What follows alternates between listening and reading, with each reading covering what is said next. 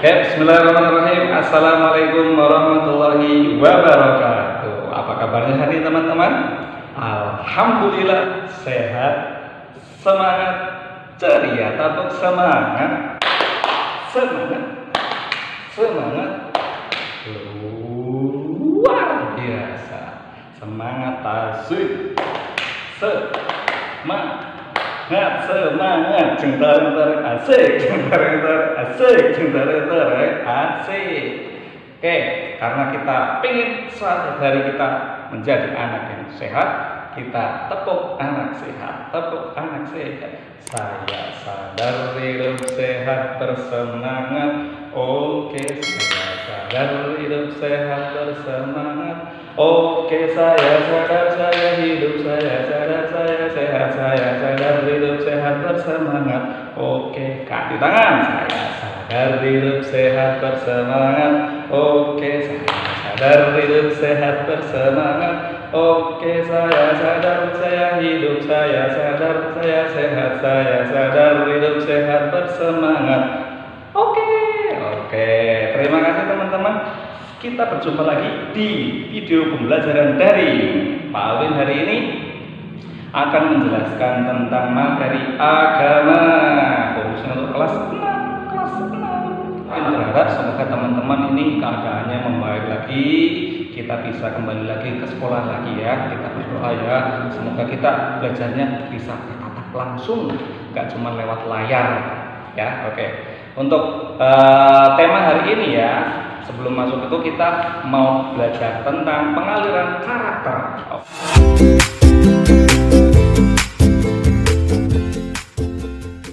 Oke, masih ingat pilar berapa kita?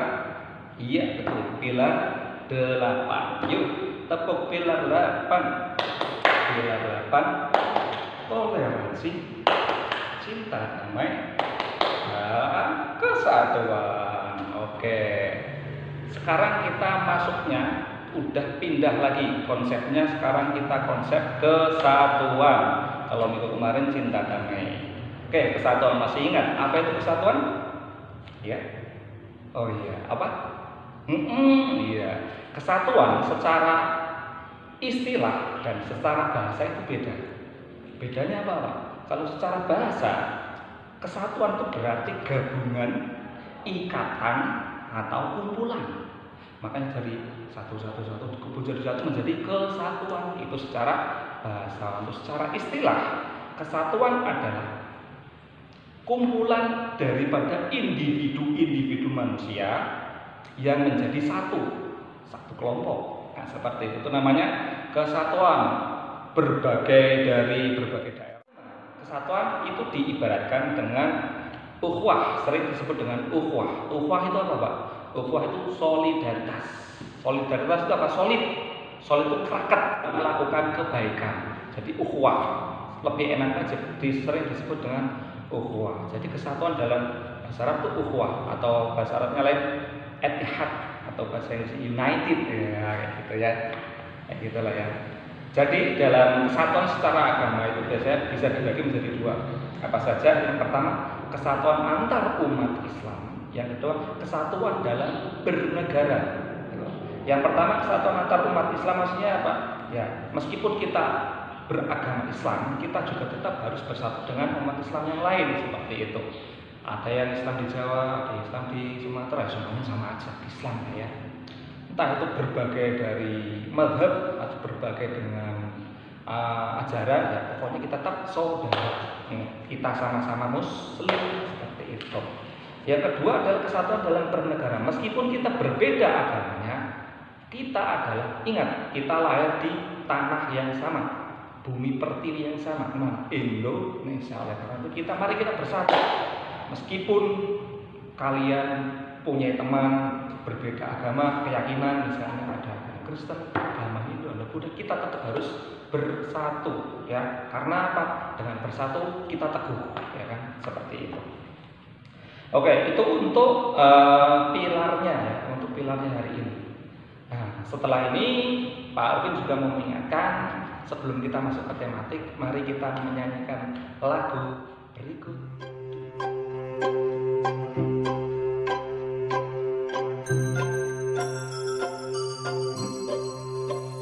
Sentuhan boleh, sentuhan boleh, kepala, tangan, kaki. Karena sayang, karena sayang, karena sayang. Sentuhan tidak boleh, sentuhan tidak boleh yang tertutup baju dalam. Hanya diriku yang boleh menyentuh.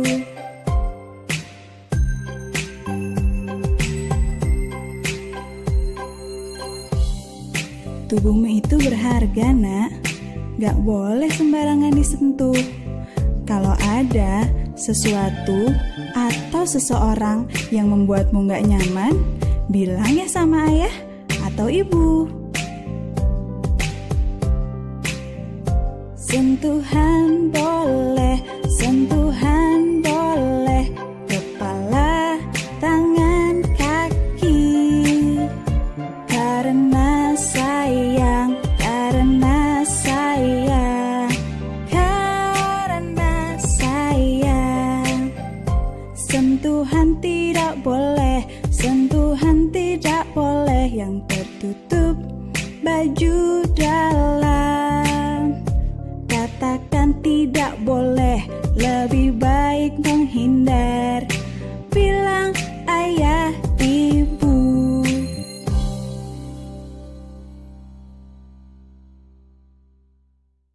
Sudah mengikuti lagu tadi. Oke, sekarang kita masuk ke materi tematik. Oke.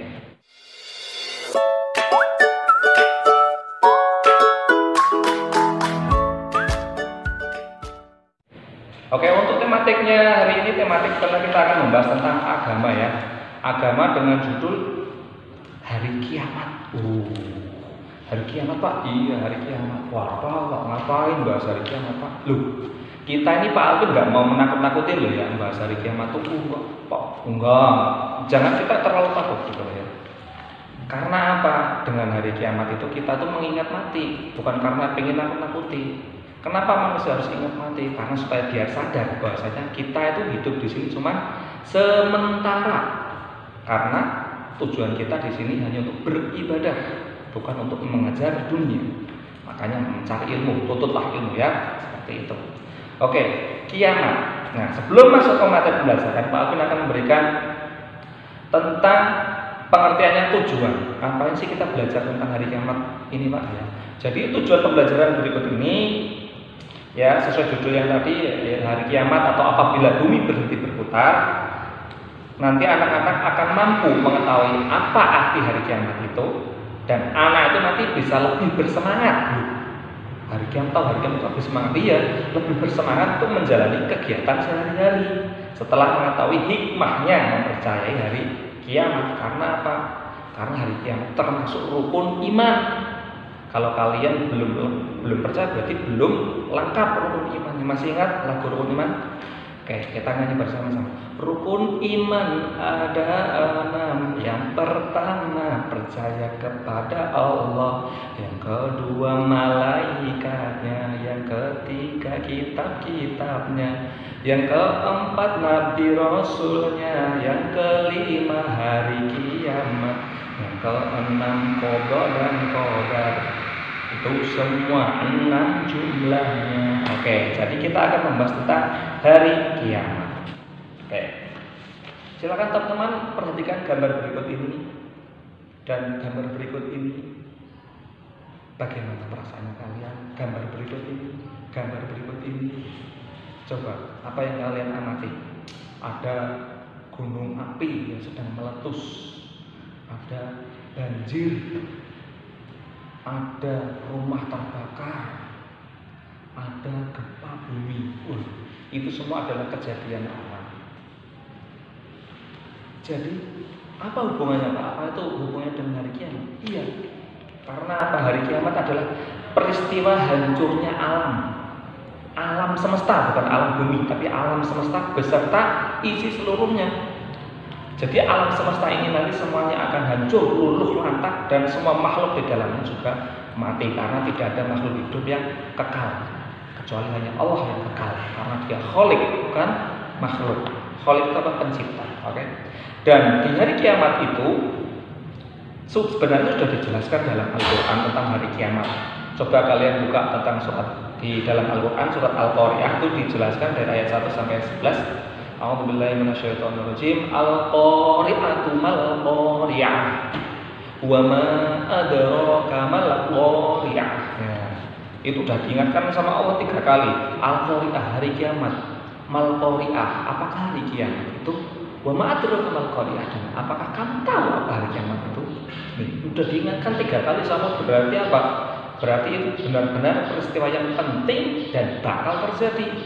Makanya kita harus percaya sebagai muslim yang baik dan beriman, kita harus mempercayai tentang adanya hari kiamat. Karena apa? Karena kita di dunia ini nggak kekal. Kita di sini cuma mampir, sebenarnya cuma mampir. Makanya karena kita mampir, kita harus menjadi tamu yang baik. Jangan pernah merusak bumi.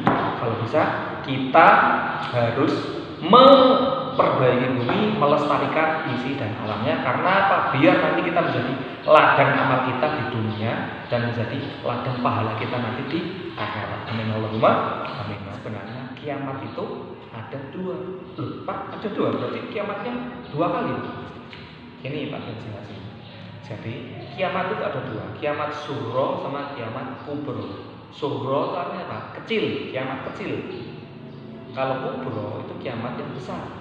Jadi maksudnya gimana? Maksudnya kiamat sughra adalah kiamat yang dimana alam semesta yang di sekitar kita itu pada hancur. Jadi mulai dari tandanya sering kebanjiran, sering kebakaran hutan, sering gempa bumi dan yang lain-lain, itu udah tanda kecil, itu udah bisa dikatakan sebagai kiamat sughra.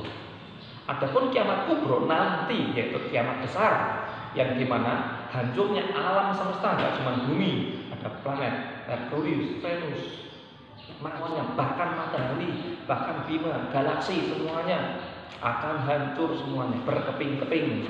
Seperti gambar berikut ini. Nih, itu ada gambar sebuah benda langit yang saling bertabrakan antar planet. Itu bisa kalian lihat gimana. Dan itu sudah dijelaskan dalam surat Az-Zalzalah. Idza zulzilatil ardu zilzalaha.